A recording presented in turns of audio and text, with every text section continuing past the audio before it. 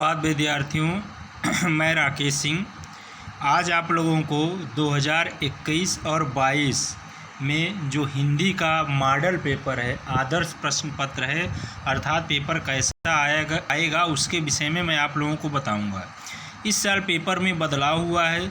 बदलाव क्या हुआ है वो भी हम लोग देख लेंगे, क्योंकि जो हमारा 1 से 20 नंबर तक जो प्रश्न होंगे वह अब बहुविकल्पी होंगे। देख रहे हैं, क्योंकि ये केवल 5 से 10 नंबर आते थे इसके पहले, अब 1 से 20 नंबर तक हो गए हैं। तो पेपर में काफ़ी कुछ बदल गया है, कैसे आपको पढ़ना है कि अच्छे नंबर आए। और चूँकि इस साल से अब सरकार ने ये कर दिया है कि आपका जो रिज़ल्ट होगा वो छमाही का, वार्षिक का, सब कुछ जैसे ही परीक्षा होगा उसके 15 दिन के अंदर ऑनलाइन हो जाएगा। तो आप अब ये मत सोचिए कि हम चाहे पढ़ें या ना पढ़ें, जो भी परीक्षा दे देंगे वही चल जाएगा। इसलिए अब आपको पढ़ना है, अच्छे से पेपर देना है और पेपर आपका ऑनलाइन रहेगा। तो मेरा इस उद्देश्य यही है कि आप लोग पेपर का मॉडल देख लें, समझ लें, ताकि आप अच्छे से नंबर पा सकें। तो मेरे इस वीडियो को लाइक करिए, शेयर करिए और चैनल को ज़रूर सब्सक्राइब करिए। तो चलिए देखते हैं। समय 3 घंटे 15 मिनट। प्रारंभ के 15 मिनट परीक्षार्थियों को प्रश्न पढ़ने के लिए निर्धारित है, अर्थात पेपर पाते ही आप उत्तर न लिखने लगिए। पहले पेपर को पढ़िए, अच्छे से समझिए कि पेपर में क्या आया है। तो उसके लिए अलग से आपको 15 मिनट दिया जा रहा है, क्योंकि 3 ही घंटे की परीक्षा होती है, लेकिन अब 3 घंटे 15 मिनट का हो रहा है, जो कि आपको 15 मिनट केवल प्रश्न पढ़ने के लिए है। प्रश्न पत्र 2 खंडों में विभाजित है, खंड अ, खंड ब। खंड अ में 20 अंक के बहुविकल्पी प्रश्न दिए गए हैं। खंड ब में 50 अंक के वर्णनात्मक प्रश्न दिए गए हैं। प्रत्येक प्रश्न के सम्मुख निर्धारित अंक अंकित है। तो देखिए, खंड अ सबसे पहले बहुविकल्पी प्रश्न है कि भारतेंद्र युग के निबंधकार हैं, कौन है। फिर एक गोदान किस विधा की रचना है, कहानी है, निबंध है, उपन्यास है।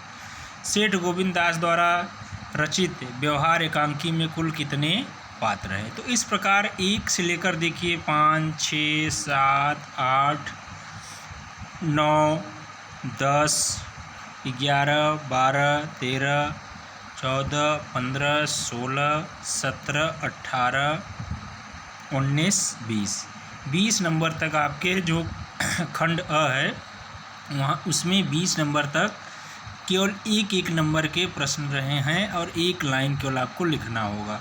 और ध्यान दीजिए, बहुविकल्पी प्रश्न में नंबर, बहुविकल्पी अगर प्रश्न है तो आप अच्छे से तैयारी किए तो उसमें नंबर आपको बहुत अच्छा मिलता है।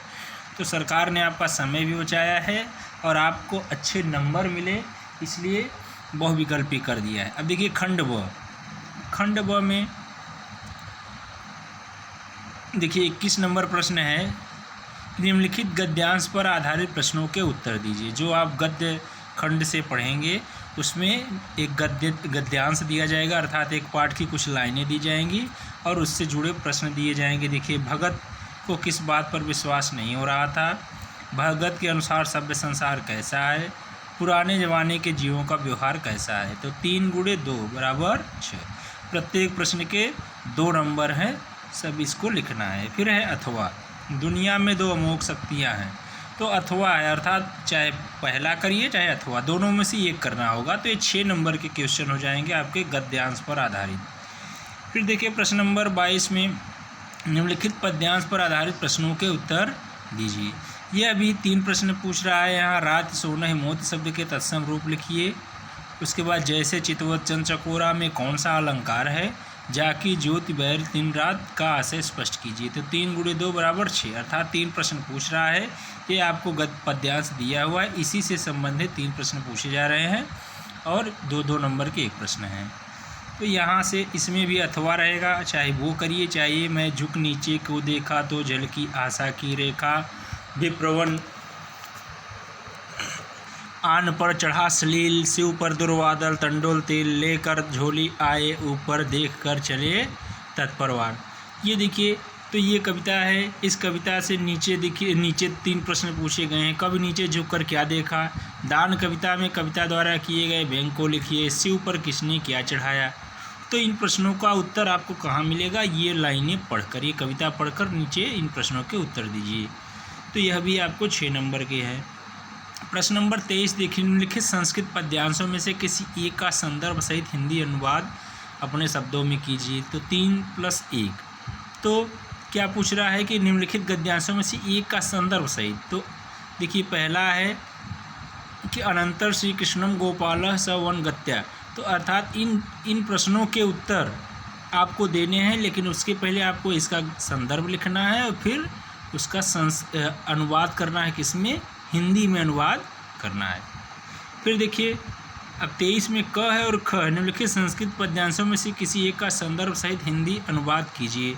उधर गद्यांश है और इधर पद्यांश है, यह भी 3 = 4। संदर्भ लिखेंगे तो 1 नंबर और उसका अनुवाद करेंगे तो 3 नंबर और तो 4 नंबर। तो देखिए पेपर बहुत सरल हो गया है पहले की अपेक्षा। तो आप अगर अच्छे से साल भर पढ़ते हैं तो आपको बहुत ही अच्छा नंबर मिलेगा। अगला देखिए, दीपदान एकांकी अथवा लक्ष्मी का स्वागत एकांकी के कथा संगठन पर अपने विचार प्रकट कीजिए। तो 5 नंबर का है, आपको एकांकी से संबंध आएगा। फिर देखिए नीचे, अथवा लक्ष्मी का स्वागत एकांकी के प्रमुख पात्र का चित्रण कीजिए। तो 5 नंबर के एकांकी से प्रश्न आ रहे हैं आपके। फिर देखिए, निम्नलिखित लेखकों में से किसी एक व्यक्ति का जीवन परिचय देते हुए उनकी किन्हीं 2 रचनाओं का नाम लिखिए। प्रेमचंद, महादेवी वर्मा, रविन्द्रनाथ टैगोर। निम्नलिखित कवियों में से किसी एक का जीवन परिचय देते हुए उनकी 2 रचनाओं का, एक तो गद्य से आएंगे कवि और एक पद्य से, 4 नंबर के होंगे। देखिए, जयशंकर प्रसाद, कबीरदास, हरिवंश राय बच्चन। फिर अगला देखिए प्रश्न नंबर 26, अपनी पाठ्य पुस्तक से कंठस्थ किया हुआ कोई एक श्लोक लिखिए जो इस प्रश्न पत्र में न आया हो।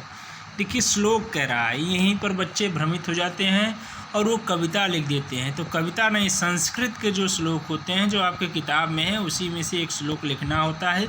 वह भी आपके इस प्रश्न में ना आया हो कि इसमें जो आया है वही उतार दें, उन लाइनों को छोड़कर दूसरा लिखना होता है, संस्कृत के श्लोक। इसके बाद देखिए, निम्नलिखित प्रश्नों में से किन्हीं 2 प्रश्नों के उत्तर संस्कृत में दीजिए। तो 2 प्रश्नों का उत्तर देंगे तो आपका 4 नंबर बन जाएगा। क्रोध केन जयेत, तो संस्कृत में ही उत्तर भी देना है। फिर देखिए प्रश्न नंबर 28, निम्नलिखित मुहावरे एवं लोकोक्ति में से किसी एक का अर्थ बताते हुए वाक्य प्रयोग कीजिए। तो ये जो मुहावरा है इसका एक का अर्थ कर बताना है और उसका एक वाक्य प्रयोग करना है, तो 2 नंबर मिल जाएंगे आपको। फिर निम्नलिखित में से किन्हीं 2 वाक्यों का संस्कृत में अनुवाद कीजिए। वह गंगा जल है, राम घर में नहीं है, तो 4 नंबर आपको यहाँ से मिल जा रहे हैं। बहुत ही सरल पेपर है। फिर शुल्क मुक्त है, तो अपने प्रधानाचार्य को एक पत्र लिखिए। शुल्क मुक्त अर्थात आप अपनी फीस माफ़ कराना चाहते हैं, उससे संबंधित एक पत्र अपने प्रधानाचार्य को लिखिए। अथवा अपने प्रधानाचार्य को संबोधित करते हुए एक प्रार्थना पत्र लिखिए जिसमें अस्वस्थ होने के कारण 1 दिन का आकस्मिक अवकाश मांगा गया हो। तो इस प्रकार आप देखिए बोर्ड ने पहले ही पेपर का प्रारूप जारी कर दिया है, इसी के आधार पे आपको पढ़ना है और तैयारी करनी है। पेपर बहुत ही सरल है और ध्यान रहे कि इस बार नंबर बोर्ड में जाएंगे। इसके पहले कभी भी कक्षा 9 के नंबर बोर्ड में नहीं चढ़ते थे, तो इस बार पहले से ही बोर्ड में यह नंबर चढ़ेगा। तो मेरे इस वीडियो को फिर से मैं आपसे कह रहा हूँ कि लाइक करिए, शेयर करिए और चैनल को सब्सक्राइब ज़रूर करिए। धन्यवाद।